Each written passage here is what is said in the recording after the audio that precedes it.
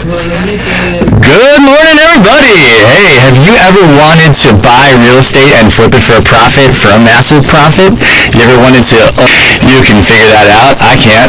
But in any event, Steve Davis is in the studio with us. Steve, can you introduce yourself and tell us how we contact you once we have all sorts of questions at the end? Absolutely. Good morning. Steve Davis with Kamara Group, Real Brokerage. Residential real estate for your buyers, your sellers, and your investors out there, as we're talking about today. Investors. Sarah Tirado is also a real estate broker. She's with us again. Sarah, would you like to introduce yourself and tell us how to contact you? Thank you, Patrick. Thanks for having me. Sarah Tirado here, also with the Kamara Group, powered by Real Broker. I am a residential real estate agent. I also do rentals and commercial and help anybody build their financial portfolio in the sense of real estate wherever I can. Indeed, helping people build wealth. I am Patrick Lutz. I'm a real estate lawyer. A little bit different, but we all kind of work in the same field, if you will. And we're going to have conversations about buying, selling, renting, all kinds of things to help you build wealth and also, become a landlord, become a real estate tycoon, I guess. Also with us is Joey Matthews, the VA Loan Nerd on all socials. Joey, would you like to introduce yourself? And then when you're done, if you could segue very smoothly into what's going on with the markets and specifically with mortgage rates. Yeah, sure. Joey Matthews, MLS 1306904, the VA Loan Nerd, as mentioned. And my very smooth segue into the markets is I'm staring at the MBS Live Tracker, which tracks where mortgage-backed securities are trading, which tracks the 10-year Treasury. If you are someone who is interested in following along because you believe that you can time the market, but you cannot, follow the 10-year Treasury. It will give you an idea of where mortgage rates will be landing. As of today, the 10-year Treasury yield is at a 4.303% yield, which is about 5 basis points higher than it was yesterday at close. When the Treasury is higher, rates are higher. When the Treasury is lower, rates are lower. But over the course of the last week, almost a full month now, the MBS market has been trading in a very small range, so within 50 basis points in range, which is a very small number to be trading within. So today we have the federal funds rate decision coming out at 1 p.m. Central Time. They will not be moving rates today. The anticipated next move would be June for a potential cut. And then a half hour after that decision is made, Jerome Powell will go and run his mouth and create all the volatility he possibly can in the markets. The rest of the week is pretty boring. Next week we have some solid information, personal consumer expenditures, which is anticipated to be higher than last month, which should be not great for the rate market. But at the end of the day, rates do not matter. They really don't matter. Buying a home when it makes sense, because it makes sense, that's what you need to focus on. Staring at a rate is never going to get you anywhere. Don't be led by fear. That's all. I detected some sarcasm directed at Fed Chair Jerome Powell. Would you elaborate as far as why are we worried about what he has to say anyway? Jerome Powell is just an incredibly hawkish guy. But I understand that he also does that to temper the markets. So he's always going to say, well, we're going to wait for data. We're going to wait for data. We can't do things too quickly. We can't adjust. We can't do this. If he ever sounds dovish in the slightest way, we will see the freaking MBS market rise 200 basis points and rates come down a full 0.5%, literally overnight. So Jerome knows the stick that he wields, and he wields it carefully. Indeed. Let me use this comparison that might help make more sense to the masses. So I suppose the investors in this case are your friend who's just super thirsty, right? They they have to analyze every single text message that comes from the person they have a crush on. And the person they have a crush on is Jerome Powell. And so every single word in what Jerome Powell has to say is just like every single word in that crush's text message, where it's dissected and evaluated, and decisions are made based on almost nothing other than whatever wild conclusion gets drawn based on almost zero data. Would that be an apt comparison, Joey? I would like to say that that's a fairly apt comparison. I believe that you're good at these comparisons. I try my best. All right, so let's turn our attention. So rates don't matter, as Joey said, but I suppose if you're a real estate investor, you might have some kind of opinion about that, just because you're probably putting together a spreadsheet if you are looking to purchase some real estate. And I see Sarah nodding her head, so I'm going to assume she's got something to say about that. Oftentimes, yeah, just the rate is the focus. If you're working with the right real estate team, they will help you understand ways around that. Lenders are offering programs. There's 2-1 buy downs to buy down your rate, ask for credits from the seller, and the fact of the matter is that the rate isn't set in stone. You can refinance later. People freak out about a high rate when you're missing out on opportunities and great properties to invest. They're trickling away little by little, all the properties that need the rehabbing, that have the equity to build, and you're missing out because you're worried about a rate. Interesting. So I think what I'm hearing you say is that the monthly payment on the mortgage on the loan that you're using to buy the real estate isn't necessarily one number, that there are some negotiations that can take place. Yeah, within that transaction, and again, just to keep in mind that you can refinance later when the rates do improve, but there's lots of programs out there from lenders. You can get credits from the opposite party in the transaction to help you buy down your rate. A 2-1 buy down is getting credits, and then your rate is bought down 2% the first year. So if you're approved at 7%, your first year's 5%. Second year, it's 6%. By your third year, rates are better. You refinance. You probably won't even get to that full 7% that you were approved for. Joey, what can you add to that as far as being able to kind of manipulate the interest rate, as it were? And it sounds like that question landed somewhere in outer space, because Joey is either on mute or he dropped off, or I don't know. Who knows? But I always said it. That's called vampire. No, manipulating the rate. So yeah, the 2-1 buy downs are a great way to keep that payment low, but what is often, or maybe it's not talked about, maybe it is, but because it's an interest subsidy, right, and usually it's the seller that's prepaying that interest for you as a credit, to get that rate lower is if you refinance before that full adjustment goes to the full amortizing rate in a few years, you use all of that interest subsidy, it gets applied towards your payoff. So if it's a $15,000 that is sitting in the subsidy, that and your payoff is $415,000, that $15K brings your payoff down to $400,000. So you can continue to use it for a permanent buy down if you decided to choose to. But yeah, it's a fantastic solution. I have done several of those on loans purchasing multi-unit properties. You can also look at permanent buy downs. I mean, there's so many ways to skin the cat. I think people that are arguing over like $10,000, they want to offer $10,000 under ask, something like that. Ask for $10K in credit and use it to buy down the rate. You're going to see a bigger bang for your buck, especially in an appreciating market where at the end of the day, I'm not going to be worried about an equity position in 5 years. I know the equity is going to continue to be there. So I think it's a better way to get your payment lower, increase your cash flow, is to use use credits to buy down rate rather than haggling necessarily over the purchase price. However, I have two realtors on here that may totally hate everything I just said. I have no idea. I'm just a mortgage guy. We're here for a discussion. We're not here to have a cheering party for all of our ideas. So, Sarah, did you have a retort for him?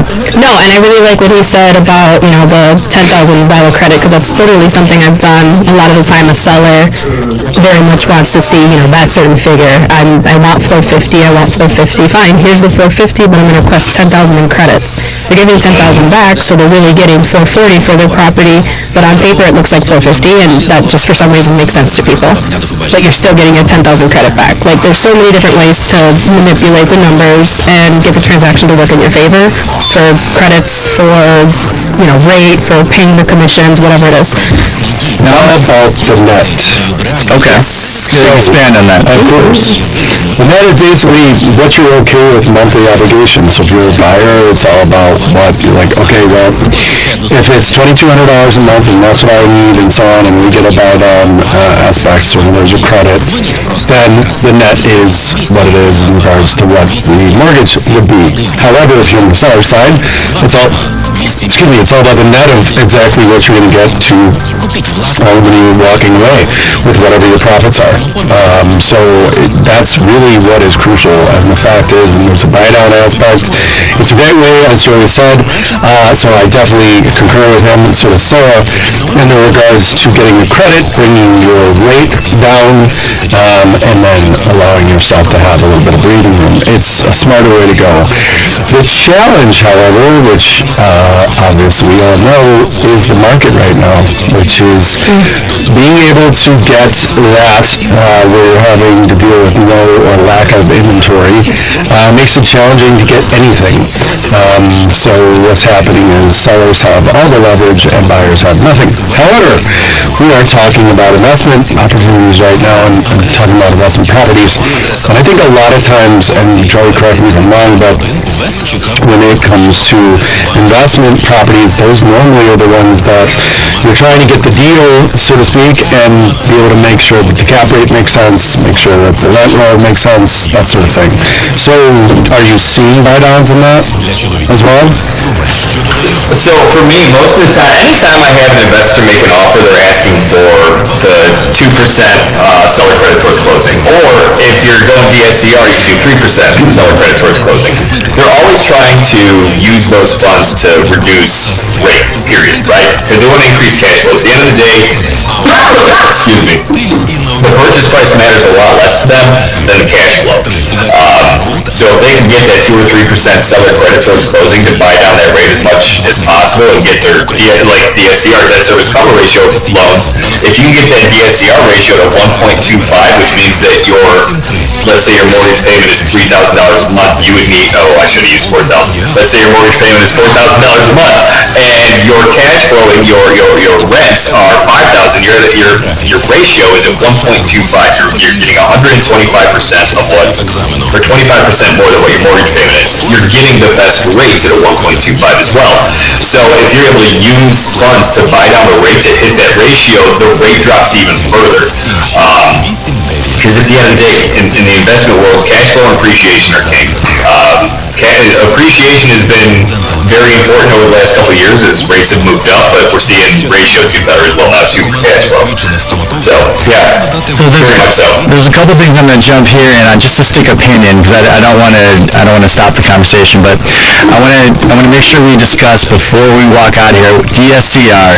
I want to make sure we discuss cap rate. I want to make sure we discuss rent roll. So if you are interested in what any of those are, stay tuned. One question, and I'm going to play a little bit of devil's advocate here. I'm a seller, and someone offers me $450 with $10,000 credit. So I think it's pretty well understood that you're going to be receiving as a seller the net. So you're really looking at a $440,000 price. Now, if I'm a seller, probably one of the first questions I'm going to ask my agent is, what happens if it doesn't appraise out? So agents, what say you? How do we deal with that from the seller side of things? Go for it. Let's see what you got. Lord. doesn't appraise out, that's just further negotiations. Either it's lower or higher. Now my buyer, my client saying, well, I'm either paying too much, or the seller saying they're paying too little. So you've got to do your due diligence as an agent, first of all, and do your comps. Make sure you're offering the right number. Make sure they're listing it at a reasonable price. Otherwise, you're getting yourself into something that's an issue to begin with. Well, the other thing about that is that when it comes down to your question in regards to what happens if it doesn't appraise out, well, that's why you use an appraisal gap. So What's an appraisal gap? an appraisal gap is something, it's a tool that you can use. So let's say the property is $500,000 and you're buying it at $550,000. And the reason you're buying it at $550,000 is because the market is so insane right now and so competitive. So what happens is you as a seller are excited about getting the $550,000 price point. However, you're like, well, what happens if it doesn't appraise between $5 and $550,000? That is why you require, or you, if you're on the buyer side, so let's say you're on the buyer side, and you're going to offer on the property, you're going to tell your buyer, listen, obviously you're going to pay more money than what you feel comfortable with, or it may be that it's worth. But what we'll do is we'll do an appraisal gap. Right, pay the most that you're comfortable with. Appraisal gap, what that does is it protects the seller, and it tells the seller, listen, I'm going to go with this buyer at $550,000 because I know with a $50,000 or $25,000 or $35,000, whatever your number appraisal gap is, it allows it to balance between, if it appraises underneath, let's say it's a $25,000 appraisal gap between $550,000 and $5,000. Okay, so that gives you $25,000. That means if it appraises below the $525,000 mark, then the buyer technically can still walk, they can still try to negotiate, and the seller doesn't have the leverage, and the buyer doesn't have to bring any money to the table to close. However, if it appraises anywhere between the other two numbers, or excuse me, between $525,000 and $550,000, then the buyer is still on the hook to buy the property, and then on top of that, it protects the seller knowing that they still could get that number. Okay, so the way I understand it is an appraisal gap waiver is a commitment on the buyer's part to bring more money to closing if necessary to close the transaction, thereby alleviating the concerns the seller might have that the appraisal comes in low. Now, as an agent for the as a listing agent, is what I meant to say, you guys, I'm sure, are running comps, and you're working in the background. You're not just leaving it up to chance that, let's just hope for the best on the appraisal. Is that right? Absolutely not. You have to do the comps. You have to figure out your numbers. You price the property to sell, but you also price the property competitively. With the way this market's going, the lack of inventory, and like he's saying, the appraisal gap from a buyer stance, it's an extra incentive to your offer that a lot of other people aren't even thinking of, aren't doing. A lot of people are doing little tips and tricks because there's so many multiple offer situations. How are you standing out? How is your offer different than anyone else's? So would it be crazy to think that a seller might accept perhaps a lower gross offer, meaning, let's say we're using similar numbers, $550,000 with a $25,000 appraisal gap waiver.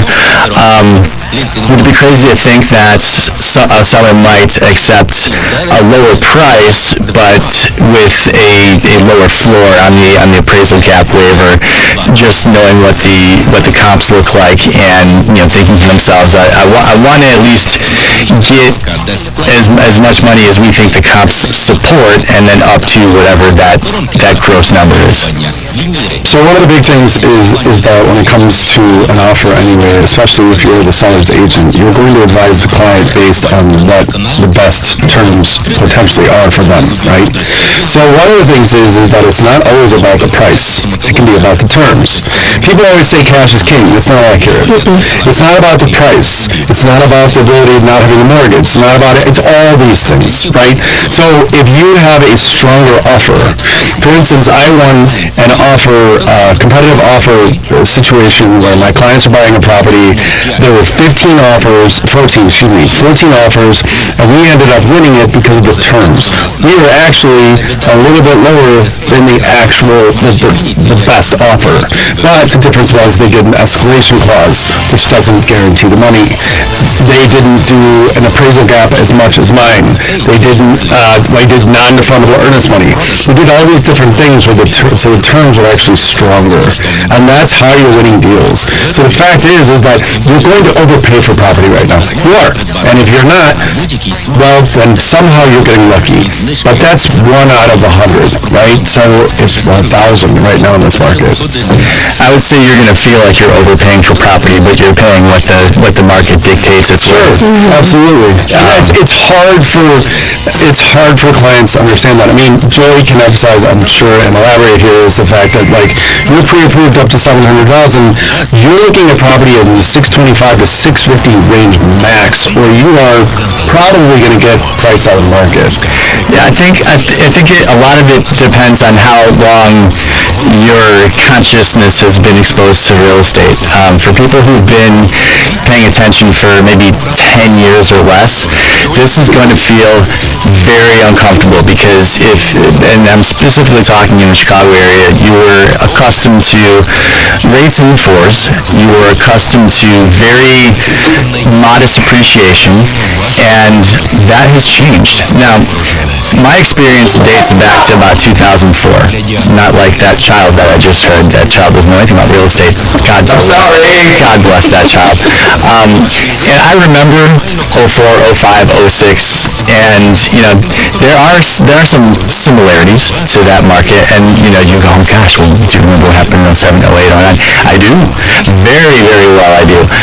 There are some distinct differences between the appreciation that we saw 04, 05, 06 and what we're looking at today. So don't get those two things confused, because it's easy to say, well, if that's how it happened last time, it's definitely going to happen the same way this time. I don't think so. Joey, I've got a question for you. We've been talking about appraisal, and I think we're talking sort of maybe at a middle school level in terms of real estate expertise. What's an appraisal? Why is it important?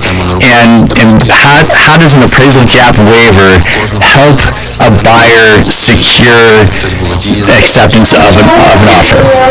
Yeah, so appraisal is obvious. I'm not going to say obvious. Anyway, so an appraisal is on our end getting a mortgage for you on the property.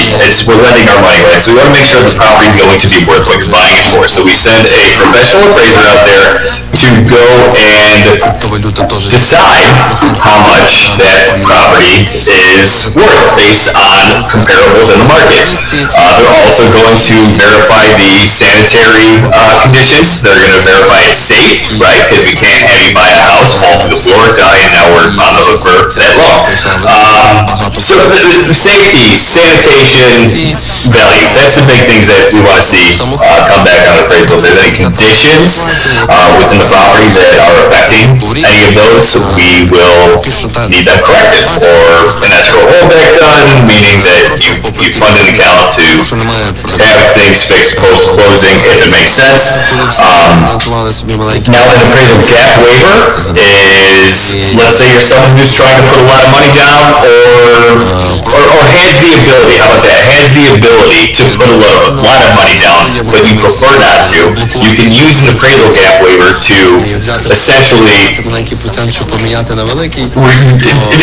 comes in short, it's only affecting your loan to value position, right? So I do these a lot. I just make sure people know, like, hey, it may not affect your down payment, but it's going to affect your loan to value position, which can trigger different loan level pricing adjustments. So it can affect your rate. So if the appraisal comes within the gap but lower than the purchase price, it changes your loan to value position, because the value of the property is based on the appraisal, not the contract value, and the difference is covered in cash by you, obviously. But it can trigger loan level pricing adjustments that Fannie Mae, Freddie Mac, all these GSEs put into place based on loan-to-value position, not what you believe your purchase-to-value position is, right? That sounded probably completely like mud, but I'm trying to make it make sense. You're doing a great job. Keep going.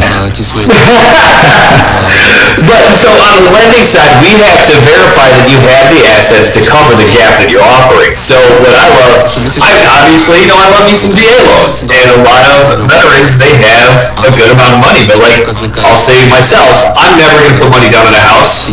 I don't see the need. Obviously, I don't have the need. ROI is going to be based off of my purchase price and my sales price minus interest paid, right? Rather than this down payment number that doesn't really matter. I mean, you pay a little bit less than interest, but I feel like my money invested in the markets is worth a lot more than my money invested into a static asset. That's really interesting what you just mentioned. I'm really curious if you can elaborate on this. So, you're saying putting less money down, who cares how much you put down, because the amount of money that you're going to make, the ROI aspect on your property makes a bigger difference than putting more money down? Is that what you're saying? Yeah, so what's ROI based off of? It's based off of what you bought for, what you sold for, and interest paid. So whether you put 50% down or 100% or 0% down, your ROI, I mean, you're going to have a little bit less interest paid, but how much money did you save by having your money invested in the markets? Right? How much more money did you make in stocks and dividends? Granted, today's not a great example of that, but over time, you're looking at an average of 11% return rather than a 7% loss in interest, right? So there's a 4% gap there. I'm always going to be someone who's more interested in having my money in the markets. Interesting. Big money. I thought we had Moneybags Bellefontaine on the show, and shout out to Charlie, who is not with us today. I don't know what he's doing today. He's keeping secrets. Probably some stupid inspections. I don't know. You're ruining some people's dreams, Charlie. That's what you're doing. Yeah, well, we know he is the biggest alarmist in town, that's for sure. But evidently, it's really Moneybags, the VA loan nerd. Joe, a couple things. So, just to kind of see if I can distill it down into an understandable way. An appraisal gap waiver, it lowers the seller's risk, and if you can lower the seller's risk, they're more likely to accept your offer. And I think that, at the end of the day, is how that operates at the most rudimentary level.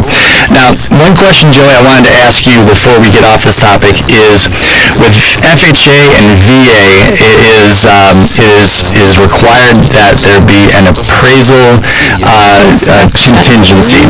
Okay, so in other words, if it doesn't appraise out, the seller doesn't have the option of holding you in the deal. You have to be able to get out. So does that mean a VA borrower can't use an appraisal gap waiver? There is a major misconception because of the FHA and VA mandatory clauses that you cannot do that. However, in practice, if you are offering with a gap waiver on those contracts, you're agreeing to essentially, you're not waiving the mandatory clause because it still has to be signed. But the VA, time and again, in these situations, when a veteran does do this and they're like, oh, well, it didn't appraise out, I'm just going to try to get out of it, even though I offered the gap waiver and reappraised within the gap. The VA, again and again, has said we will not get involved in a legal dispute. You have to honor the contract you signed, right? So, though the mandatory clause is there, and it is part of our package that we have to sign, and everyone signs, all that good stuff, the VA will not support you if you offer a gap waiver and try to back out of it. Okay, so, the VA, it's trying its best to provide as many protections for VA borrowers as possible, but they are not going to treat you like a child. They're going to let you negotiate like a big boy or girl and offer that up if that is what is necessary to win the deal you want to win. 1,000% yes. I mean, the VA, at the end of the day, they are always going to be on the veteran's side unless the veteran is trying to do exactly what I just said. If they offer something in the contract and they try to back out even though the offer is still within the terms of the original contract after appraisal. Good to know. Everyone out there, just know that, VA loans are awesome, and you heard it from me. and I guess Joey's into that too. I want to turn our attention. I stuck a pin in something earlier, a few things. I'm not like a practitioner of voodoo. This is it's a thing people say. We talked about this thing called cap rate. What is meant by cap rate? Why is that an important thing to someone who's investing in real estate? We got this one. If you guys point at each other, this is primarily an audio medium, and it doesn't work that well. What do you have to say? One of you has got to say Okay, so something. cap rate is going to be, are you guys talking about on adjustable rate mortgages, or we're talking about cap rate on the temporary buyouts? Well, what I'm referring to, and that kind of draws attention to just how confusing some of this terminology can be, because we've already identified kind of three different things called the cap rate. What I'm more referring to is when I have my handy dandy spreadsheet that has the income, has the expenses, and then I'm trying to determine what am I coming away with every month, presumably positive. I'm still considering moving forward with it. What is this thing called a cap rate? What am I looking for, and why is it important? How am I getting about knowing how to figure what that is? I'm all ears now, baby. All right, so boy, I just put myself in the line of fire. As far as I understand, with cap rate, so you're doing this math, right? Your spreadsheet, it's Capitalization rate. there you go. So you're trying to figure out on a percentage basis what am I spending on this property and what am I taking away. And for most investors, that it's got to reach a certain threshold, or as I think Joey kind of just articulated, it doesn't make sense, right? If I'm only walking away with a 9% annual return on my investment in real estate, I might as well just stick that money in an index fund, because that's by and large your average annual return on an index mutual fund, and there's virtually no effort involved whatsoever. Investing in real estate has a lot of effort involved, and so that's one measure. Now, where it can get even more interesting is that number is not necessarily a fixed number, right? So if you've got property and you want to manage it yourself, you've just eliminated one of the expenses. If you're willing to go out there and shovel the snow, and you're going to be the one who's doing the cleaning, all right, you're going to go out there and change the light bulbs, you can move that number around. Depends on how much of your own sweat equity you want to put into the property. So a cap rate for investor A might actually be different than a cap rate for investor B, and that's where things can get really interesting. And it's one of those things where if I'm a seller of a multi-unit building, I kind of want to encourage people who are going to be owner occupants of the building to be bidding on my property, because they're more likely to have a better number at the end of the day. If investor A is going to live there, they're likely to, it's going to be in their best interest to go out there and do the weeding themselves, and so on and so forth. Whereas if investor B is just going to add that to a portfolio and have it managed, and they have a bulk contract for snow removal and landscaping and cleaning and all that good stuff, their number is going to be a lot tighter, right? So it's just one of those things that if you are sitting there with your notebook or with your note app, if you're under 30, you are probably going to want to take all of that down so that you can dig more into it. And there are spreadsheets you can get online that can get you started with, okay, hypothetical property A versus B, and just getting yourself used to calculating those figures so you can figure out and start to discern, what does a good investment look like? And then at the end of the day, what is the appreciation? What is my prediction about this property in this location, and where is there investment coming into that community? Are there other reasons that I think track back with an area where properties are going to appreciate more than other areas. And I'm sure that last part, knowing the locations, knowing the city as well as you guys do, you can not direct people, that's the wrong word because I'm going to get you in trouble with fair housing. You can help them make those predictions because of your experience and knowledge. Am I off base there? No, absolutely, and I was actually gonna touch on that because you're talking about cap rate from like a monthly perspective, what they'll net monthly, annually, things like that. And I work with investors that aren't even necessarily looking at a monthly cap rate.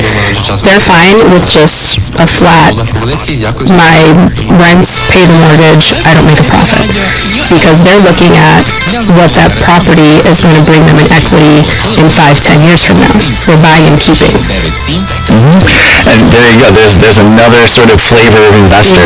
It's very interesting. That game can be played in so many different ways. And when you talk about the rent I collect covering my mortgage payment, Joey, how does that connect up with being approved for a loan using what those rents are? So if we're looking solely at DSCR options, the debt service cover ratio options, we want the rents to, we will allow closings where you're getting less rents than your payment will go down to a 0.75 ratio, but the terms aren't going to be as attractive as if your rents are more than covering your mortgage payment at a 1.25 ratio, right?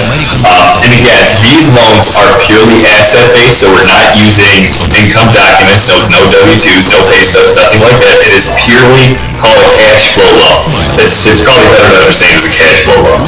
On the conventional side, that's going to be based off of your income. If you need those rents to qualify, and if rents don't support the mortgage and you don't have enough income outside of your rents to qualify, then we're not going to be able to close, right? On a conventional, can I use the full value of the rent I'm collecting? No, you're going to be using, you're getting the money that is coming from whatever's on, and I apologize if that was loud.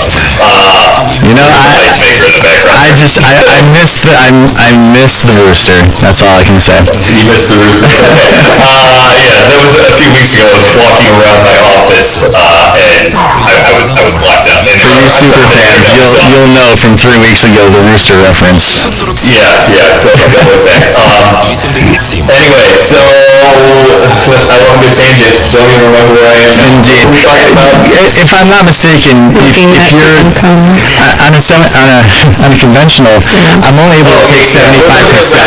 Rentals from the appraisal, and we'll use the active leases on DSCR. I can get our teams to use the DSCR active leases rather than the rental on the appraisal, but on a conventional one, we're going to be looking at the Town 7, which is the schedule that gets added to the appraisal to show rents, the prevailing rents for that area, and then we're going to calculate the 75% of what's on there.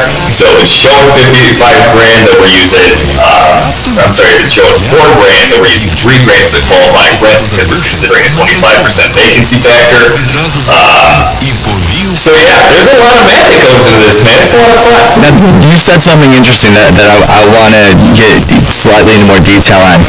Is it 75% of the rents being collected by the seller on the rent roll, or is 75% of what the market rate is?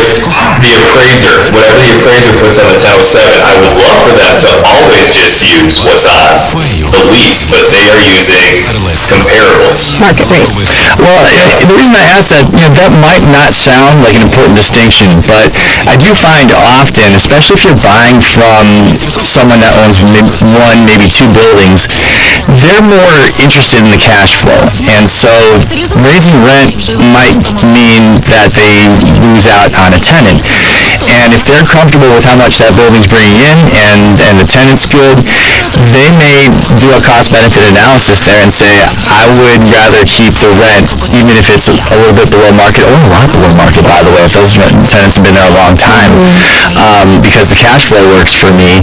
And when they go to sell, that's a great opportunity for a buyer, because they can essentially either raise the rent on the, and I'm gonna get slaughtered by the people who are on the other side of that coin. Unfortunately, that's how this works. Well, you get a new owner, they're going to want the market rate rent to be. Housing costs what it costs, all right? And No favors here. I've been a tenant, and as a tenant, I want to pay as little rent as possible.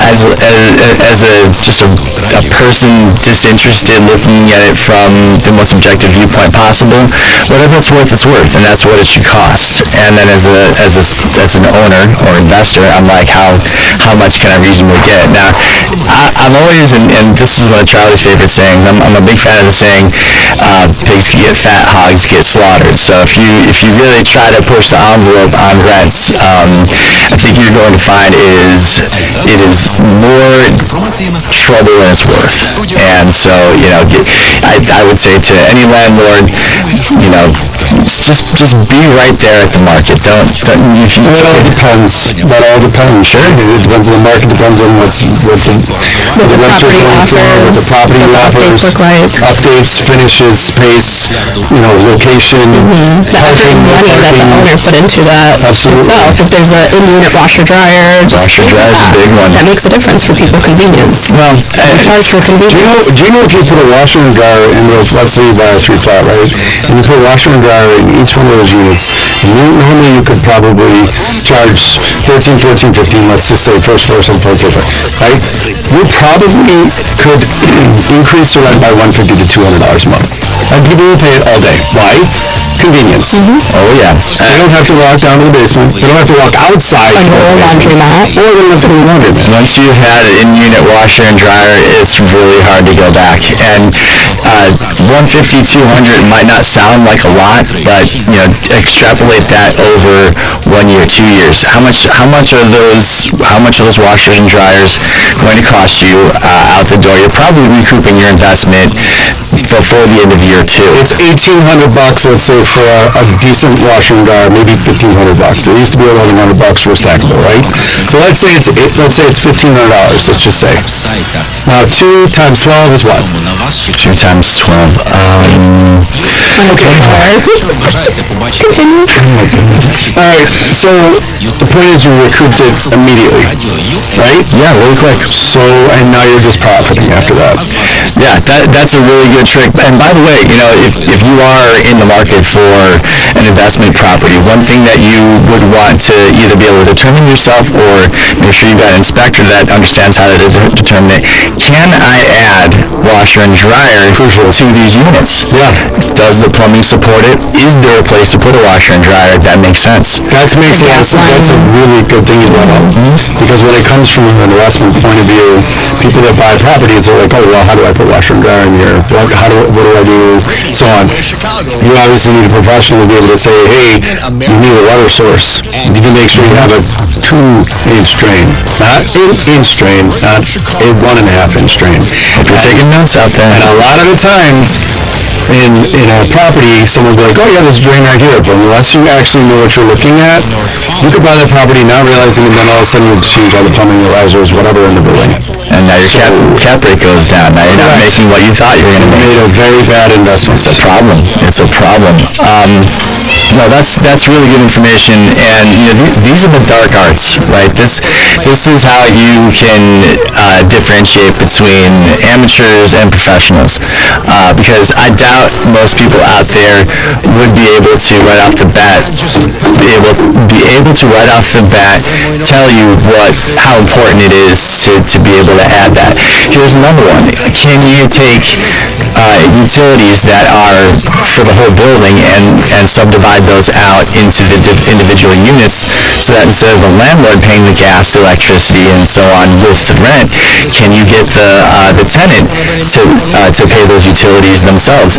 How much do you think that's going to get you in savings, and how much is that going to increase your cap rate? How do you know that? How do you figure these things out? I would suggest that contacting Steve or Sarah would be a really great way to start with that. Well, great. So, Steve, you mentioned something called a rent roll earlier. What is meant by that? What is a rent roll? Rent roll is what you've been getting on the properties from the time that it's been, so if I'm a buyer, I want to know the rent roll. So I want to know how much rent they've been getting for each unit or for the building, or what the income is for the building. I also want to figure out, is it priced the right way in regards to the rent? So the rents are $1,300 a month, but Sarah's my agent, and Sarah says, hey, you probably can get $1,500-$1,600 a month. I want to know those things. I want to know that they're charging $1,300 right now, but I know when I buy the property, obviously I would have to honor the lease as a landlord, or pay the people to get out, so to speak. So I want to know those things, and I'd also want to know, okay, what's the market going to give me? So then Sarah's going to provide me the evidence and show me the comps and so on, and say, well, in this type of market, you probably can get $1,600 versus $1,300, so that's an increase of $3,600 a year, and then you have 3 units, so now you're looking at about $10,000 extra a year. Okay. Sarah, is a rent roll something that I would expect a seller to have available in the listing, or do I have to wait until I'm under contract to see it? So if the property is currently being rented, the rent roll should be evident in the listing, the seller should have that available, but there are also times when a seller is selling a vacant property, so they don't have any information on the rent roll. Therefore, it is the due diligence of either agent. As a listing agent, I would put in a note somewhere, rent ranges from this to this in this market for this kind of property, 2-bed, 1-bath, whatever it is. Whatever agent is should be looking these things up, because that's the whole point in buying an investment property. These are the numbers you need to know.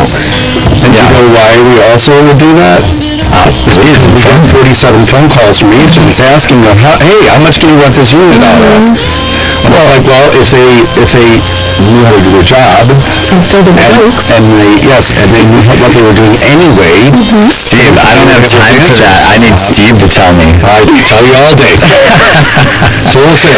Well, and that's a great point. I know you're being sarcastic on some level, and I take that on board. Let me take that seriously for a moment and say, look, as the listing agent, what are you going to tell them? You're going to tell them something at the top end, right? Now, at the end of the day, will they get the very top end? I don't know. I don't know. Depends on their experience of their agent. So then, the agent who's calling you going, knowledge of the market. Yeah, the agent who's calling you going, how much can I rent these out for? That's a question you should take it upon your own to answer. I mean, it may be worth finding that information out from you just to add that to the data. Yes. But I would certainly want to be using a lot more data to drill down, to get to a number that I felt comfortable that I was pretty darn close. If you're representing a seller, you better know the numbers. Yes. Because that is an answer you need to be able to have.